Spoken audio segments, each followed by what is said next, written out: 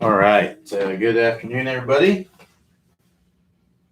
Thanks for joining me. We'll go ahead and get started here. If you got your questions, go ahead and post them below the video if you're on a smaller screen like a mobile device. If you're on a larger screen like a desktop, it's going to be to the right of the video. So I start with questions that were asked up to an hour before. So I'll be starting here with Steve K. But if you got your questions, make sure that you're putting your questions in there ASAP. Every now and then, we get toward the end of the office hours and I just get rushed with questions. And, I got a full schedule. So at 4:00, I got to go. So I can't usually stick around and keep answering questions. So if you want to make sure you get your question answered, you got to make sure that you're asking it as soon as possible. Because if we get to the end and, I just get an influx of questions in the last second, I'm not going to be able to answer everybody's questions, unfortunately. So make sure that we get them all in there. So that way, I just want to make sure you guys are going to be able to get your question answered. So Steve K says player A. Oh, we got a scenario here. Okay. So player A will outdrive player B by 20 to 30 yards. Player B will hit a 9-iron into the same distance as player A hit a 7-iron. Both players have a 6 handicap. What does that tell you? It tells you that player B is probably a higher skilled player. So player A outdrives. Yeah, so it tells me that player B is a higher skilled player. So player A is able to have the same handicap with less skill because player A hits the ball further. That's what it tells me. Because I'll tell you right now, if you put a bucket of balls from your 9-iron distance and then put another bucket of balls from your 7-iron distance, just for you, the same amount of skill each shot, with a 9-iron bucket, your average proximity to the hole is going to be a lot better versus the 7-iron that you're going to hit, at least for me anyway. And on average. Now, there are going to be outliers. There are going to be people out there that for some reason they hit their 7-iron closer from further away than their 9-iron. Of course, there's going to be outliers in any way, but all things equal, player A who hits the ball further and has the same handicap as some other player that hits the ball shorter and has the same handicap, the player that hits the ball shorter and has the same handicap is going to have to be more skilled or have a better short game. There's lots of facets to it. It could be that player B is an excellent putter or has an excellent short game and player A is not real great around the green. So boy, it comes out, the strokes are made up somewhere else, basically. So Carl Yu says, while having V1 Golf app, I noticed the slot position for me does not reach my thigh. How can I ensure that I can get deep in the slot position? I am pointing the shaft of the club towards the ball as I come in. Any drills to help me reach my thigh in the slot position? So I'm not familiar with the thigh in the slot position. There's a couple things we want to be careful with because I actually was working with a student who's also told me that he was working on getting the club in the slot, and I think there's a lot of mystery when it comes to this. So first, with the slot, just to define what the slot is, or what I would define as a slot, and I think what most people do.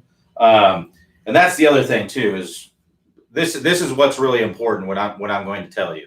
I've heard some instructors say, the club gets in line with the shaft, and that's in the slot. That is not. I've heard instructors say that, and I disagree. It could be in the slot, but it also could not be, because I can have the club right here, and then the club works like that. Well, that's not in the slot. That's way under the plane. And I can be right here, and then the club goes like that. Well, that's not in the slot either. That's less common. The more common one is where the club's coming down, and the club is in line with the trail arm, and then works underneath. To be in the slot, the club head needs to track down the arm. So I'm going to try and get it to where, in line with the camera, the club is tracking down the arm. So see how it's tracking down the arm? So it's staying in line with my trail arm all the way as I come in. That's what I would call being in the slot. Now, that doesn't mean that if you don't have the club tracking on the arm, you can't hit good golf shots. It depends on if you're more of a fade bias player, you may have the club tracking down a little bit above the arm. If you're more of a draw bias player, it may be tracking a little bit underneath the arm. You know, if you look at like Jordan Spieth hits a lot of draws, his club tracks more down, just, you know, a little bit underneath the trail arm. But if you have it going like this, way above or way under like this, you're going to have a hard time being consistent because your path is more than likely going to be too much out to in or too much in to out, which is going to lead to that two-way miss, right? That if you're too much under, right, you're going to hit that block hook two-way miss. And if you're too much over, you're more than likely going to have the slice pull two-way miss.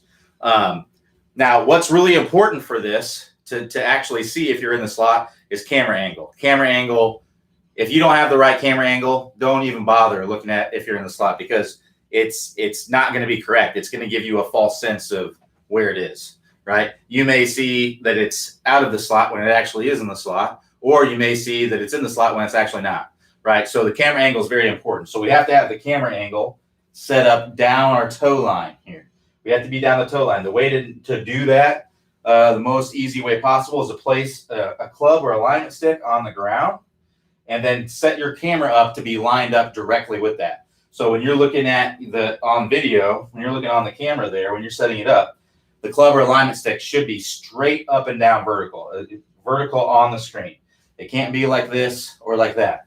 So if it looks like that on the screen, right? If it looks like that, that's not straight up and down.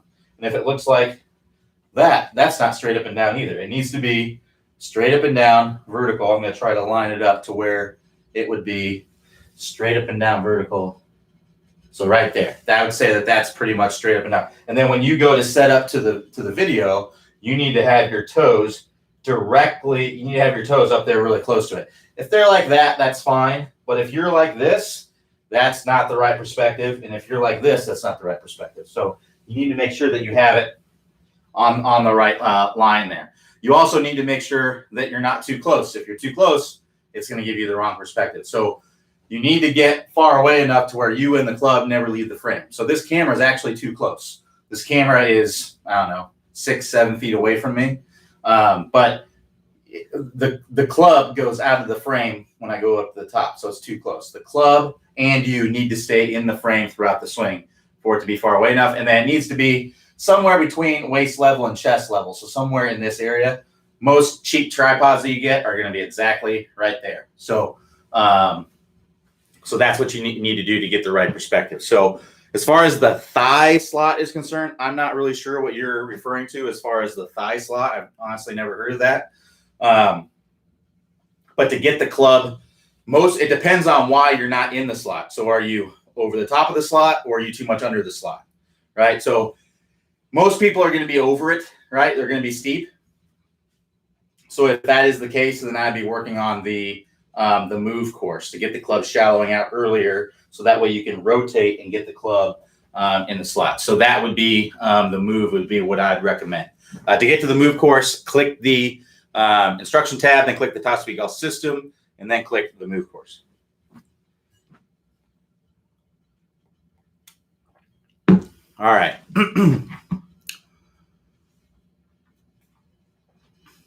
All right, so Steve H says, I'm a senior with low swing speed. I use a Callaway Super Soft golf ball year round. Would it be better using a harder ball in the hot summertime?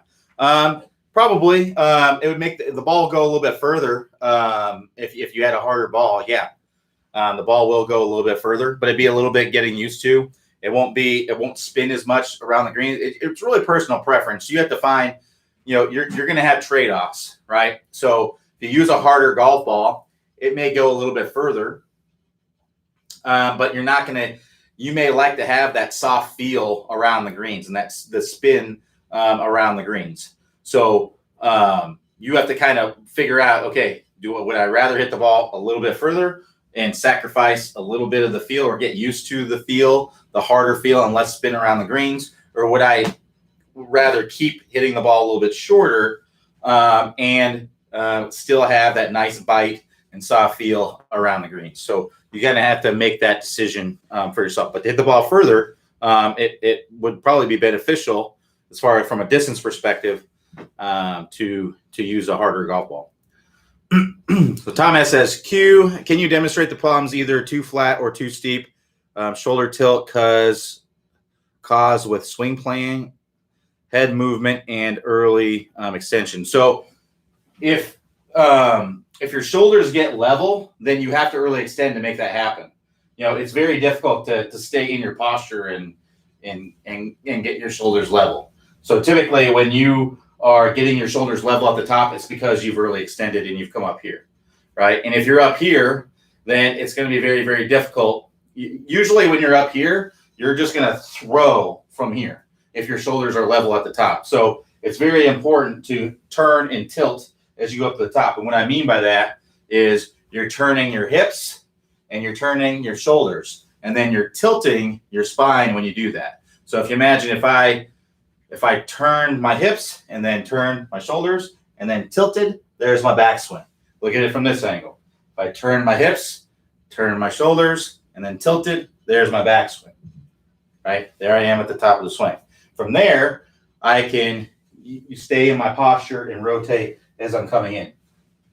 So yeah, we want to make sure that we're doing that. Good drill that you can do, put the club across your shoulders and turn up to the top. And if you imagine there's a laser coming out of this, the end of this club, you want that laser to track, a line that's, roughly, 4 to 8 feet on the other side of your golf ball, somewhere in that range in the backswing.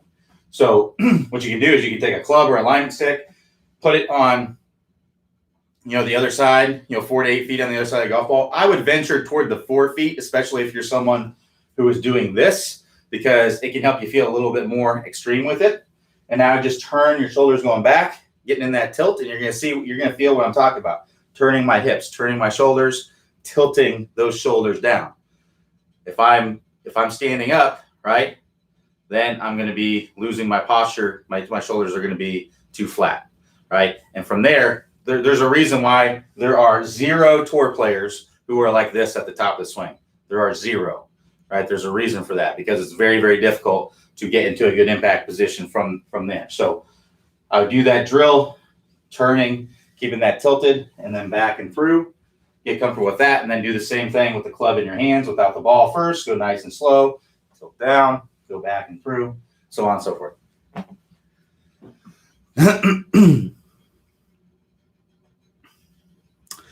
So Diane C says, will you get the same result if you use a 6-iron or 5-iron when you go through the speed training distance fix?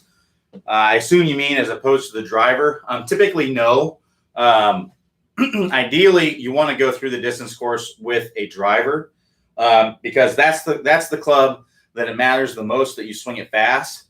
Clubs have different weights, and the driver is going to swing differently than a 5-iron is going to swing. So basically, if you go through the 20-minute distance fix and you just use your 5-iron or your 6-iron, you're going to learn how to swing that club fast. And then when you get your driver in your hand, you're not going to get the same as if you use the driver the whole time. Now, if you use the driver, it trickles down through the whole bag, but it doesn't go up. Like if you did speed training with your sand wedge, it's not going to transfer as much up through the bag. Whereas if you did the speed training with your driver, it's going to transfer more down through the bag. So now if you don't have an option, right, to do the speed training with, maybe you're somewhere that has low ceilings or something like that, and the only opportunity you have to really do speed training is indoors with these low ceilings. So you got to use like a shorter club. It's way better than doing nothing. I will say that for sure. I wouldn't not do it. I wouldn't make the decision not to do it because, I may as well not do it because I'm not doing it with the driver. No, still, if that's your only option, then do it. But you're not going to get, the question is you going to get the same result? Most likely not, as opposed to if you use the driver. If at all possible, I would try to use the driver for sure. But if an iron or a different club is the only option, then I would definitely do that because it's better than not doing it at all.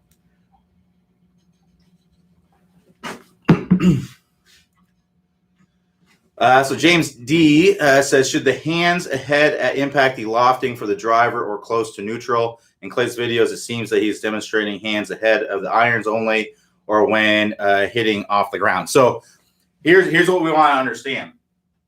The hands at impact are pretty close to the same place with a driver and an iron. You're not going to get the appearance of a lot of shaft lean with the driver because of the ball position. So if you look here, here's my impact position with an iron, right? Ball is going to be more toward the middle of my stance, slightly ahead of the middle of my stance. My hands, when we look at tour players, the hands are in front of the lead thigh, right? When you look at driver, now my ball position is more forward. My hands are in front of my lead thigh, and I don't have a lot of shaft lean here. The club's pretty close to vertical, but my hands are in the same place. So what we don't want to do, and the reason why I think a lot of people ask this question, is because it's basically asking if they should be releasing early with the driver. No, you do not want to be releasing early and flipping with the driver. That's gonna lead to low strikes on the face, and when you do hit it higher on the face, it's gonna be super high without a lot of compression. It's gonna be high and spinning. So you want to have the feeling almost like you're hitting a top spin forehand. So if you imagine, I got a tennis racket here. Imagine you're hitting a top spin forehand. So I'm swinging up and I'm angling it down, right? That's not technically what you're doing with the driver, but that's the feeling that you want to have. That's going to allow you to get that high launch and low spin. That's why tennis players hit this shot, because they want it to go high over the net, and they're actually putting topspin on it. You're not doing that with your driver. You just want to have the feeling of that. But they're actually putting topspin on it to make it dive over the net. So it's going high to give them plenty of room to get over the net, and then it's diving after they hit the net. So they can hit it really hard, right? Because if I were to take my tennis racket and just hit straight and straight down, well, if I hit it hard, I basically have to barely clear the net, right? Depending on how high you're hitting it. But let's say I'm right here. Well, the net goes up to like right there. Well, I don't have a lot of, a way to, I can't really hit it very hard if I do that, because if I hit it hard and I clear the net by a comfortable margin, it's going out. It's going long, right? So that's why they hit up with some D-loft. So that way they can get it to kind of launch over the net easily and then dive straight down with a lot of speed. And then when it hits the ground, it kicks forward. It skips forward with a lot of speed too, because it's got that top spin. So with the driver, you want to have that same kind of feeling. Now, technically, because the driver has loft, you can't really, do that, hit it straight into the ground like that. But that's the feeling that you want to have to get that high launch and low spinning shot. So what we don't want to do is, just because we don't have a lot of shaft lean with the driver, because I'm telling you, if you feel like you're not getting shaft lean with the driver, you're going to look like this with the driver. And I see this all the time. People, they release the club early, right? And then with the driver, they think, well, I don't want to have shaft lean with the driver, so they come in like this. Well, that's going to lead to poor strikes as well. So we want to get the hands in front, in the front of the body here, and they're going to be in front of the lead thigh here, but it's not going to have the appearance of that shaft lean because of where the ball position is. What you don't want is this. This is going to be inconsistent if you're like this with the driver, but it's something I see all the time, especially those with early release with the other clubs.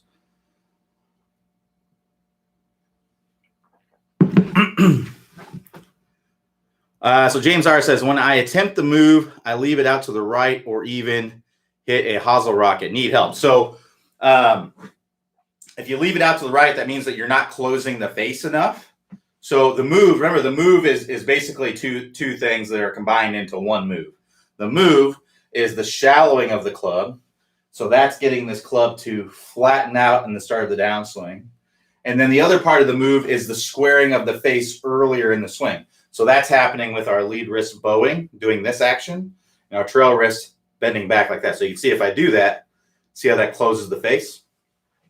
So it sounds like, since you're getting the ball to go out to the right, that you are getting the club to shallow out, right? So it sounds like you're getting the club to shallow out, but you're not getting the face closed enough as you're coming in. So there's actually a drill in the move course, the 1.2 drill from the move course, where we work on coming down about halfway down. We work on turning that handle, so turning our wrist down, right, and bending our wrist back, our trail wrist back, so that it basically points the club face down toward the ground.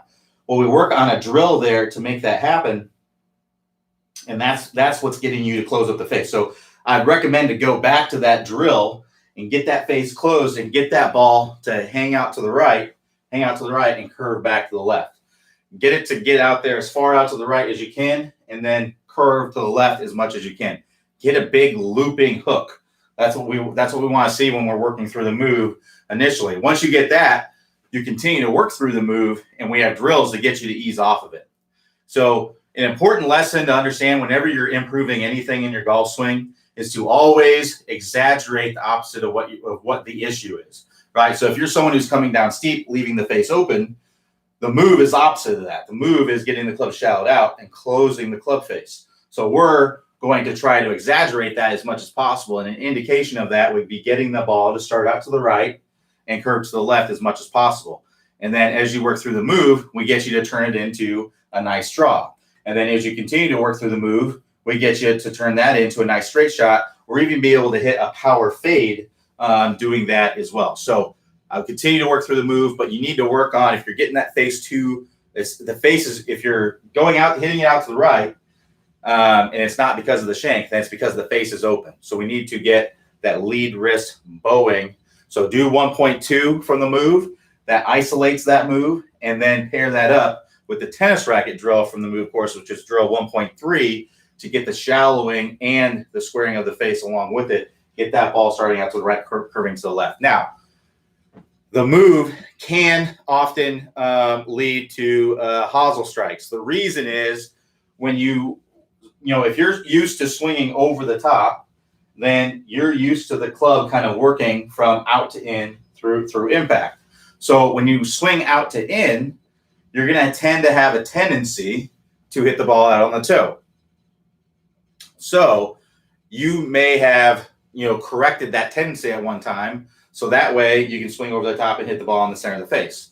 Well, if you're swinging over the top, and when you swing over the top, you hit the ball in the center of the face, and then you start swinging from the inside by shallowing the club out, well, that may move that strike more to the heel. So what I'd recommend doing when you're working on this is to basically change your intent to hitting it off the toe. I would actually intentionally hit the ball off the toe, because even the ones, if you're hitting some hosel strikes, even the ones that aren't off the hosel are more than likely very much in the heel. So I would be trying to hit the ball on the toe. And what that will likely do is I will likely move that strike more in the center, in the center of the face. And if you actually hit it in the toe, that's great. That means that you've made an adjustment. You just overdid it a little bit. So I would just ease off of it. And if you still hit in the hosel or in the heel, then I would just exaggerate it more. You may need to feel like you're missing the golf ball completely as you come in.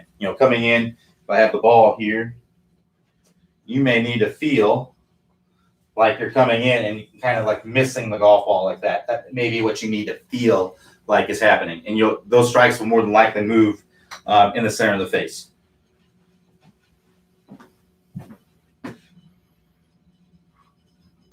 So GND says, why do my drives tend to go right when I try to swing faster? So it just depends. I'd have to see your swing to know for sure. But in generally with a lot of people, when they try to swing faster, they do it mostly with their upper body. And when you swing more with the upper body, you're going to tend to get in over the top kind of motion. So a motion that's kind of like this. And when you swing over the top, a lot of times that can result in a slice, right? So if that's the case, when you're swinging hard, I try to make sure that you engage the lower body as well and feel that club swinging more out to the right with a closed face to get that ball to turn over a little bit.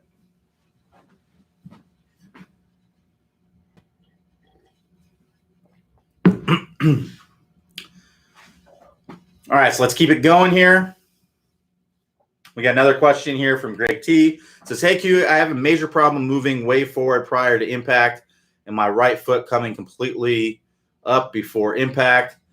Should I be concentrating on keeping my right foot down, swinging almost flat-footed? Also, how do you feel about Tour Striker's plane mate? So as far as moving forward is concerned, it's completely fine to have some lateral movement. In fact, if you look at most tour players, their heel is coming off the ground some as they come into impact. Usually you can fit about a club head, between their heel and the ground as they're coming into impact. So that's fairly normal. Now, if you're coming in and you're really getting your body forward, right, too much, your foot's completely off the ground, you're like this, that can lead to some chopping down into the golf ball and some issues like that. So if that is the case, I would recommend working through our compression line course. So if you're not familiar with what the compression line is the line that goes from my lead ankle, lead hip, and lead shoulder at impact. So I want all of those to be in a nice straight line. So you can see ankle, hip, shoulder, all in a straight line here at impact. And I want that to be slightly angled away from the target, or for a shot off the turf, it can be vertical, to slightly angled away from the target. For a driver, I like to see it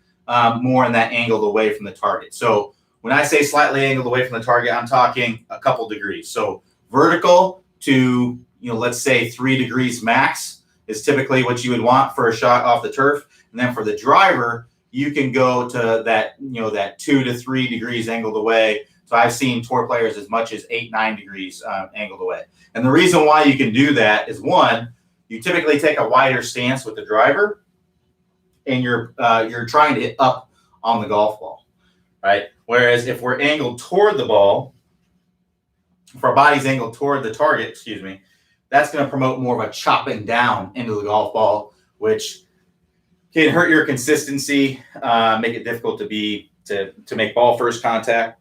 You may hit a lot of tops, come over the top, and things like that. So I'd recommend working on the compression line course. Specifically, there is a drill in there where you take an alignment stick just like this. So this is an alignment stick. If you don't have one of these, this is one of the cheapest training aids, training tools that you can buy. It's a couple dollars, and you can get them at about any home improvement store like Home Depot, Lowe's, Menards, any store like that. If you go to the section of the store where they sell like the garage sale signs and things like that, they'll have these little fiberglass stick. Now, what it's actually made to do is to go at the end of your driveway, and it's got this little reflector on it that will show you, maybe at night where your driveway starts. If you live somewhere where it snows, the snow covers the ground, you can't see where your driveway starts.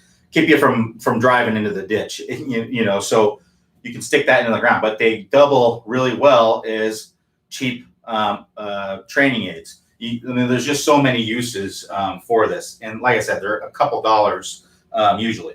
So what you can do is you can stick this puppy into the ground, and you'd stick it to where it's straight up and down just outside your heel. And then you would focus on coming into contact, doing some slow motion drills where you're focusing on keeping your body from touching that, right? So to keep from touching that, you'll want to, go up to the top, shift your weight to the lead side, and then turn your hip back out of the way. So you want to feel like you're pushing your hip back away from the target when you do that. So we want to shift our weight and then turn the hip back away as you're coming in, and that will allow you to keep from sliding too much.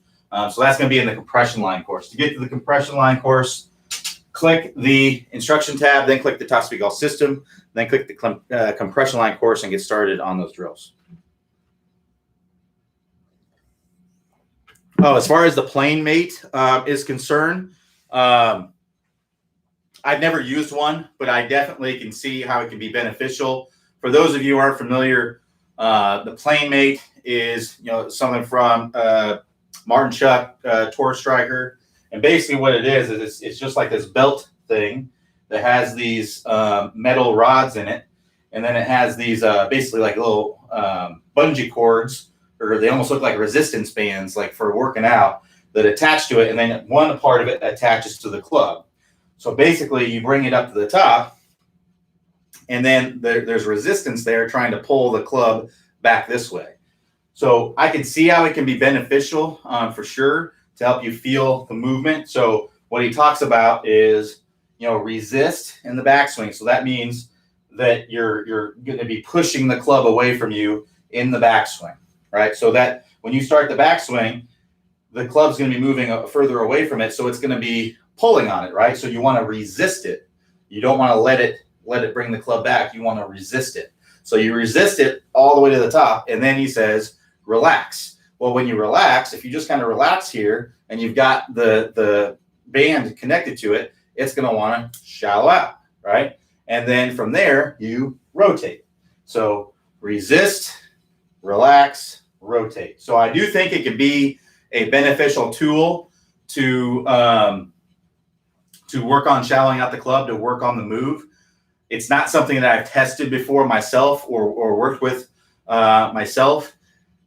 We have all these things,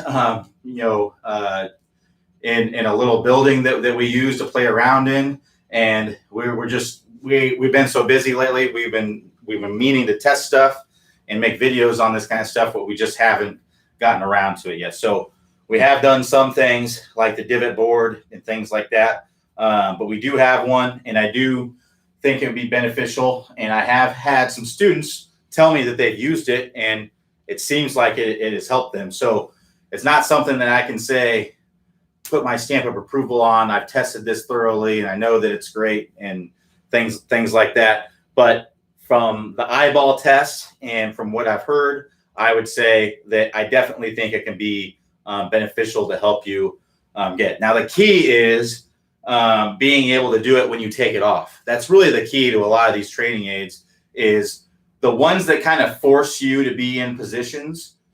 You have to be able to do that when it's off. So this can help you to feel, okay, this is how the club should be moving when I'm coming down, and then take it off and then try to get it to move the same way. What we can't expect to happen, and I think this is what a lot of people think how training aids work. Not saying this is what you think, but just what I think that a lot of people think is that they'll use the training aid for a while and then they just take it off and then they're just going to swing perfectly. That's not how it works. You have to actually be getting in the grind with it and really feeling how it helps you change it, and then actually make the difference yourself eventually. So, all right. So Ed D says, hi Q, building on what I asked about getting the right elbow chasing the navel, you said the hips work like hinges.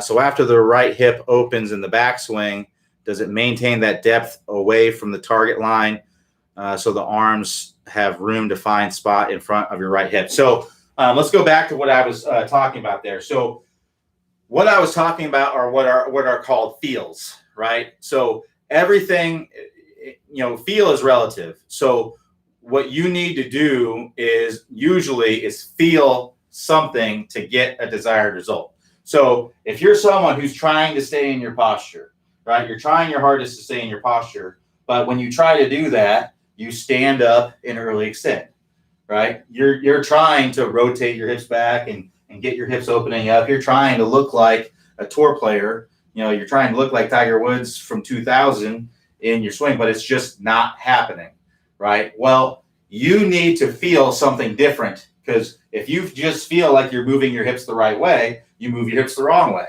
So you need to feel like you're moving your hips very differently to get them to move in the correct way, if you are physically capable of doing it. So, what's really happening in most of the tour players are, if you let's imagine this bucket of balls, or not bucket, this dozen golf balls are the hips, right? So it's the hips like this. Well, when you turn, right? When you turn your hips, usually they turn kind of like this. So the hips will usually shift a little bit this way, and then they'll turn. They won't, the center of the hips. So if I had a rod kind of going through like this, that's not moving away or closer. It's typically turning around, in axis, right? So my left hip technically is getting closer to the golf ball, and my right hip's moving away. And then in the downswing, my right hip moves closer and my left hip moves away. Well, if you're someone who early extends, usually in the backswing, now some people in the backswing don't do this when they early extend, but in the backswing, the left hip will move a lot closer, right? And the right hip won't really move away very much. And then in the downswing, both hips just kind of move toward the ball just like that. That's basically what early extension is. So as a good feel, what I like to tell a lot of students is that the hips never move closer to the golf ball in the golf swing. Never. No part of the hips ever move closer to the golf ball in the golf swing. This isn't the reality of what's happening. It's a feel that you need to have to get what you want to have happen. So what I talked about was, okay, in the backswing, your left hip is fixed, right? Let's imagine your hips are a door, and the left hip is the hinges to the door, and your right hip, the doorknob is on the front of your right hip, and someone's opening the door to go back that way. So it would look something like this, right? So my left hip is fixed, and my right hip is moving away. And then the downswing, it switches around. Now the hinges are on my right hip, and the doorknob's on my left hip, and someone's opening the door to go back behind me that way. So it looks like that. So hips moving away, away. That's a crazy exaggeration, right? But that's not the reality of what's going on. So technically, no, what I'm talking about is not the reality of what's going on, but that is what most people who have early extension need to feel to get even close to what they actually want to have happen, to get their hips to move like we see the tour players move and things like that. So no, technically that's not what's happening, but that's what you need to feel to get even close to it. There's no saying you need to exaggerate something a mile to get something to move an inch. And I go over this with students all the time, you don't want to just, when you're doing, I see students do rehearsals all the time. So somebody will be working on their hip movement and they'll just kind of go like this, right? Well, sure, that's where you would want to be, and that'd be great if you could do that in a full swing, but you're trying to do that, and right now you're doing this. So it doesn't do you any good to feel the thing that's making you do that, right? You need to feel something that's very, very different than what you're actually doing, because when you feel what you're trying to do, you don't do that. So you need to feel super exaggerated to get what you want to have happen. You need to feel something that's more like this, and you're really opening up, really getting those hips opened up, getting tons of shaft lean stand. You need to exaggerate it as much as you physically can. And I would always try to overdo it if possible, completely exaggerate it. I would have the feeling that you cannot over exaggerate it.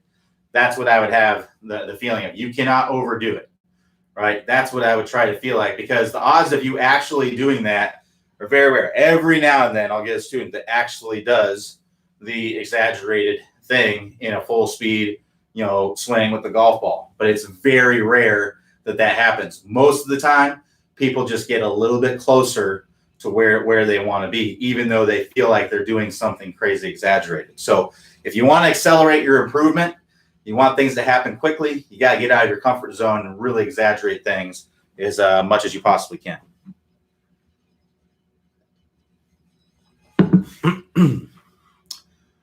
All right, so let's keep going.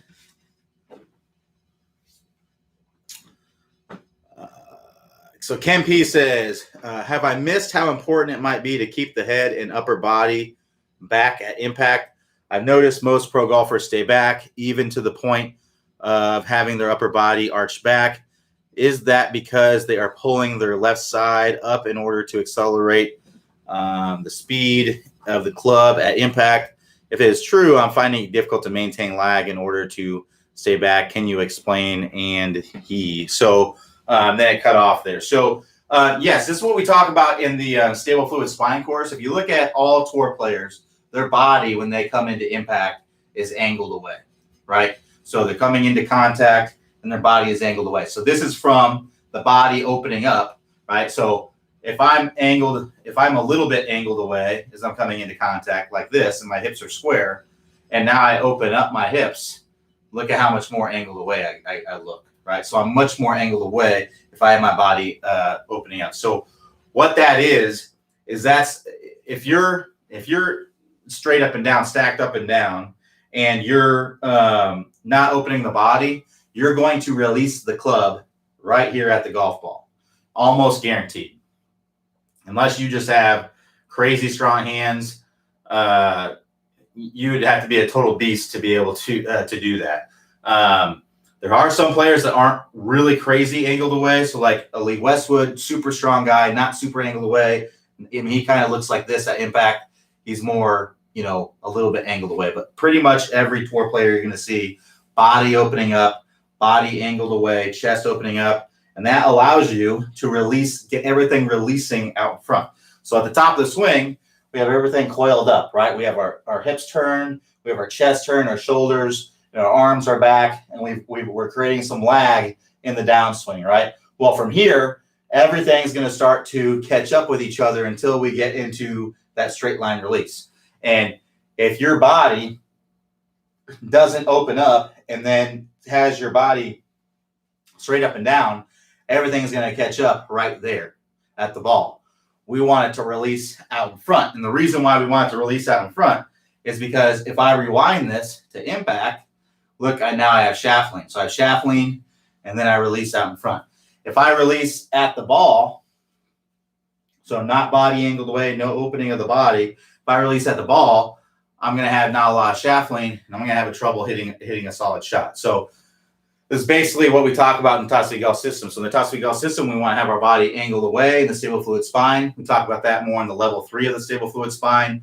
And then in the straight line release, which is the last piece of the Toss-to-Golf system, we talk about everything releasing out in front. So that's what I'd be going to work on those things if those things are an issue in your golf swing. So we got one question left here. After this question, I'm going to give you guys a minute to ask a question. If we don't have any questions, I'm going to jump off here. So make sure that you get your questions in. I want you guys to get your questions answered. Seems like the last couple of weeks, people have had a tendency to come in and just ask questions at the last second instead of asking them during the office hours. So sometimes those people don't get their questions answered because I have to go right at the time. So make sure that you're asking your questions so that way you can get them answered and you don't have to wait till next time. So Bryson N says, when over correcting, is the address to the ball the same, i.e. toe setup or hosel setup? Yeah. So when the only time you would change your setup is if the setup is the issue. So everything else is the same, but you're just exaggerating the opposite of whatever the issue is. So if you're coming over the top, right? So let's say your swing, you set up over the top. Well, if it's not a setup issue, or if it's not a, not something in the setup that's causing that, then you're going to take the same setup and you're just going to exaggerate swinging from the inside, right? Now, if there's something in your setup, now usually you don't have to overcorrect on the setup. The reason being is that it's a static thing. The setup is something that's static. You just set up that way. So if you're setting up with your body really, really closed, right, and you're trying to get your body squared up, you don't need to exaggerate that by opening it. You just need to square up your body and just do it statically, because it's not something that's happening in movement. But if it's something that's happening in movement, you need to exaggerate. If it's a dynamic thing, you need to exaggerate it. So hopefully that makes sense. I'm not sure if that's exactly your question, but yeah. Richard K says, I consistently hit the ball on the club face between the toe and the sweet spot. Give me some possible remedies for this. Really, the best remedy is just try to hit it off the heel. All you got to do is change your intent to do that. Without seeing your swing, it's hard to see if there's a technical thing. But I will tell you, if you change your intent to hitting it off the heel, it will move that strike more in the center of the face. So that's definitely what I'd recommend doing. Line up to the ball the way that you normally would and try to hit it in the heel. And if you do, that will more than likely move the strike closer to the center of the face. If you actually hit it in the heel, just ease off the feeling. That's great. If you manage to do that, just ease off the feeling.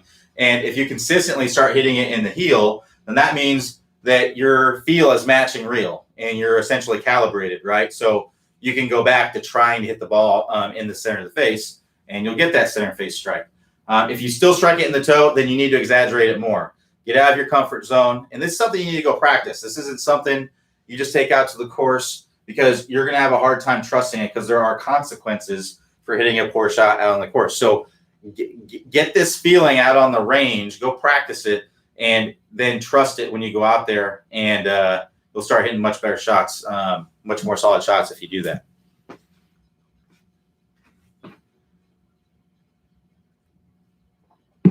So Colin T says, I would like to understand more about what I can learn from ball flight path.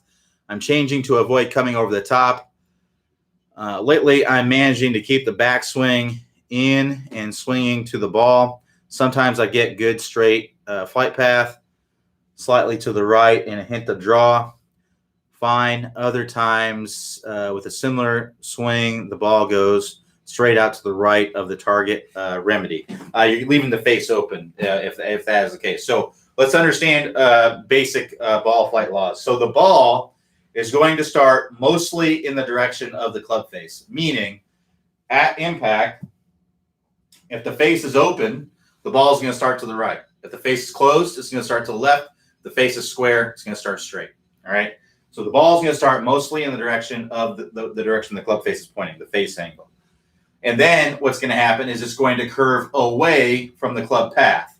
So if you're swinging over the top before, and now you're swinging from the inside, well, when you get that face squared up, it's going to start pretty straight and have that little draw on it. But if you leave the face open, you're going to hit that shot out to the right.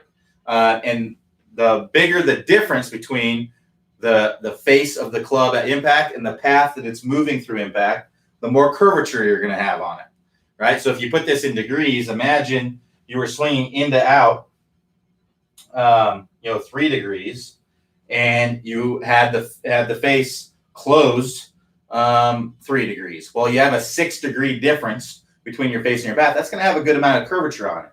If you had 10 degrees, it would have even more curvature on it. But let's say that your path was 3 degrees into out and your face was also in that same direction. It was 3 degrees open. Well, that's where that push comes from, that push out to the right. The ball's going to go pretty straight. If your face and your path are in the same line with each other, then that ball's going to go pretty straight. Now, this is where we kind of throw a wrench into it. That's very, very basic what I just talked about there. But we throw a wrench into it when you talk about the strike on the face.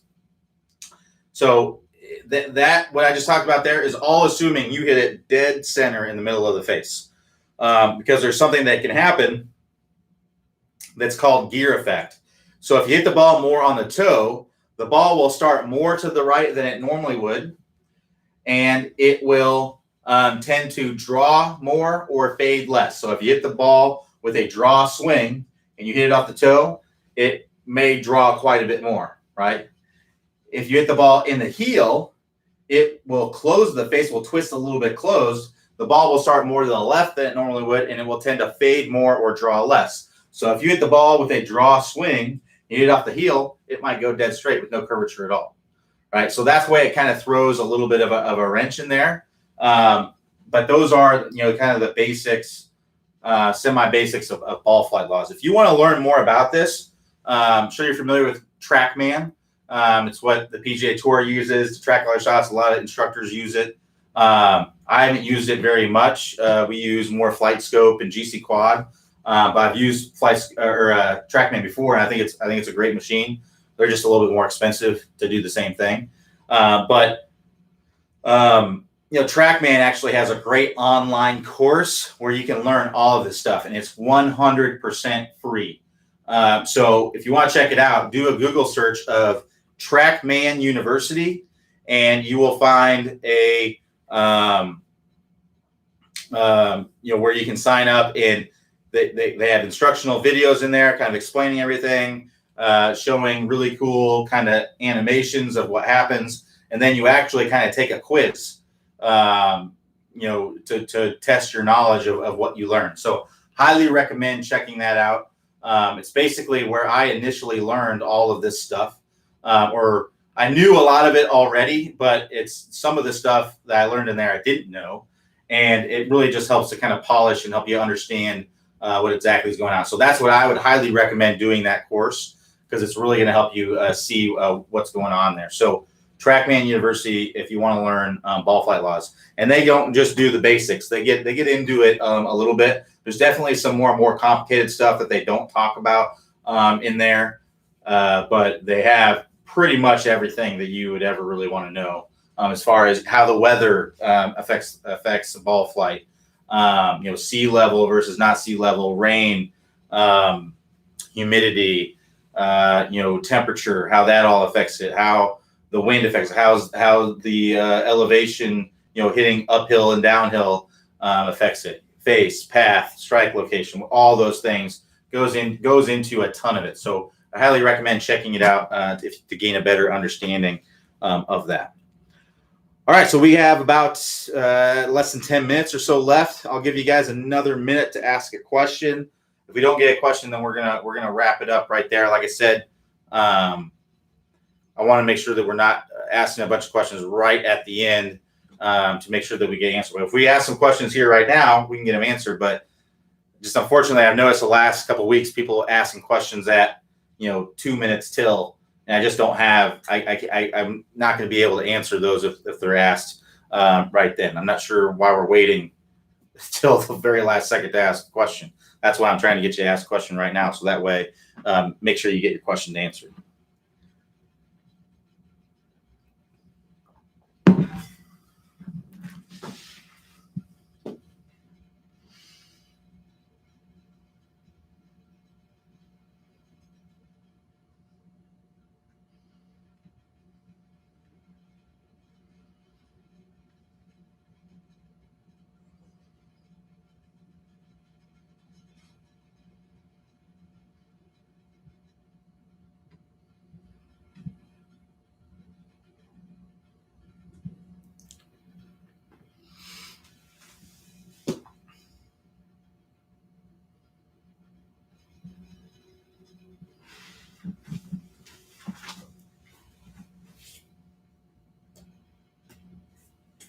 All right. If we don't have any more questions, we'll go ahead and wrap it up right there. Another 30 seconds or so.